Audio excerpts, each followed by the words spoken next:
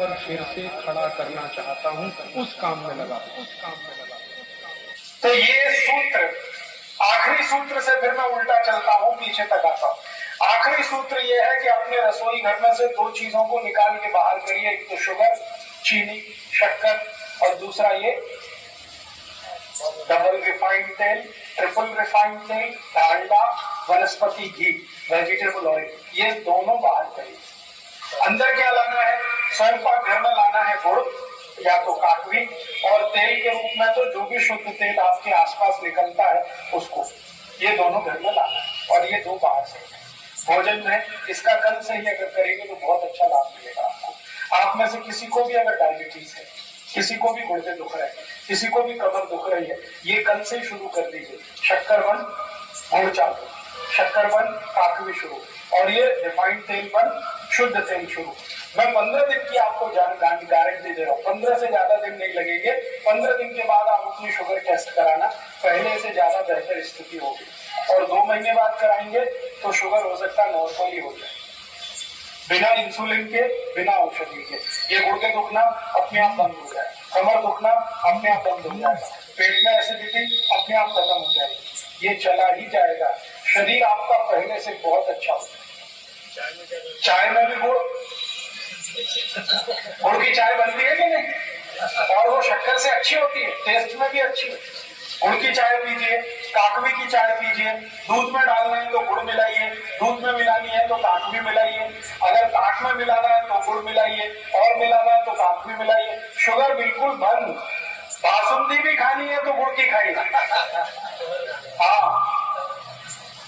बासुंदी गुड़ की खाइए।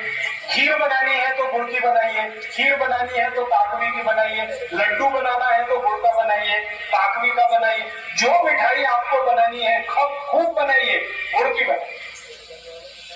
गुड़ आप कितना भी खाएंगे तकलीफ नहीं आएगी। मैं तो सबको बोलता हूँ जिनको डायबिटीज है वो भी गुड़ खाए तो तकलीफ नहीं आएगी, क्योंकि गुड़ में जो शुगर है ना वो मोनोसैकेराइड्स फॉर्म में है, और शक्कर जो है वो पॉलीसैकेराइड, दोनों में जमीन आसमान का।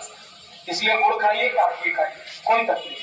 बासुंदी भी खाए गुड़ की, दूध में डालना तो गुड़, दूध में मिलाना तो काकवी। अगर आपको शरबत पीना मान लीजिए तो गुड़ का पीजिए ना, गुड़ का शरबत, क्या बनाइए। नींबू की शिकंजी बनानी है, गुड़ में बनाइए, काकवी में बनाइए। शक्कर बिल्कुल बंद कर। तो यहां से ये सूत्र था आज के विषय का आखिरी सूत्र, शक्कर और वेजिटेबल ऑयल, डालडा, ये घर के बाहर। उसके पहले के सूत्र एक बार फिर से रिपीट करता हूं ताकि याद हो जाए। भोजन करना है, दो विरुद्ध वस्तुएं कभी भी एक साथ नहीं। विरुद्ध वस्तुओं की कल नहीं तो परसों में पूरी लिस्ट बताऊंगा, आप चाहे तो कागज पेन से नोट कर सकते हैं। उसके आगे भोजन करना है तो बैठ के ही करना है, कभी भी खड़े होके नहीं।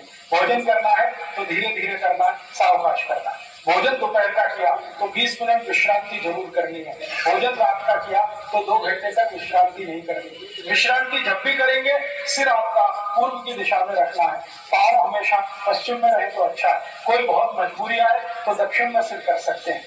और अगर आप कुछ भी ऐसी स्थिति में नहीं है दोपहर का भोजन के बाद विश्रांति कर सके तो 3 मिनट से लेकर 20 मिनट तक वज्रासन में जरूर बैठना है। तो कल के 4 सूत्र, आज के 10 सूत्र, 14 हो गए। ये 14 सूत्रों का पालन आप में से जो भी करे, मेरी गारंटी है जिंदगी भर सुखी, निरोगी, निरामय रहे। मैं खुद इन 14 सूत्रों का पालन करता हूँ और पिछले 18 साल से मैं किसी डॉक्टर के पास नहीं गया, अगले 18 साल भी जाने वाला नहीं, क्योंकि मुझे मालूम है तकलीफ होने वाली नहीं। तो आप भी अगर अपने जीवन में ये धारण करेंगे तो बहुत अच्छा होगा। आज के लिए इतना, कल फिर आपसे 8:30 बजे बात करूंगा, और कल थोड़ा महत्व का विषय है, चिकित्सा का विषय कल से मैं आपसे शुरू करूंगा। एक जानकारी, हाँ, सोयाबीन बिल्कुल नहीं, गलती से भी। अच्छा, मैं आपसे एक प्रश्न पूछ लूं, भगवान को पूजा करते हैं तो उसमें बहुत सारी दाल रखते हैं, पूजा में रखते हैं। तुअर की दाल रखते हैं, मूंग की दाल रखते हैं, मसूर की दाल रखते हैं, सोयाबीन की रखते हैं। भगवान को पूजा करते समय कभी सोयाबीन की दाल रखी देखिए? क्यों? सोयाबीन भी दाल है, चने की दाल रखते हैं, मूंग की दाल रखते हैं, उड़द की दाल रखते हैं, तुअर की दाल रखते हैं, मोठ की दाल रखते हैं। सोयाबीन की दाल कभी देखिए भगवान के सामने रखी हुई पूजा करने की? नहीं। जो भगवान को अर्पण नहीं कर सकते वो आप कैसे खा सकते? सोयाबीन की गलती से भी ना दाल खाइए ना तेल खाइए। तो समझ लीजिए बीमारियां भी सबसे ज्यादा उसी के कारण। ये जो सोयाबीन है दाल के रूप में या तेल के रूप में, ये शरीर को कभी भी हजम नहीं होता।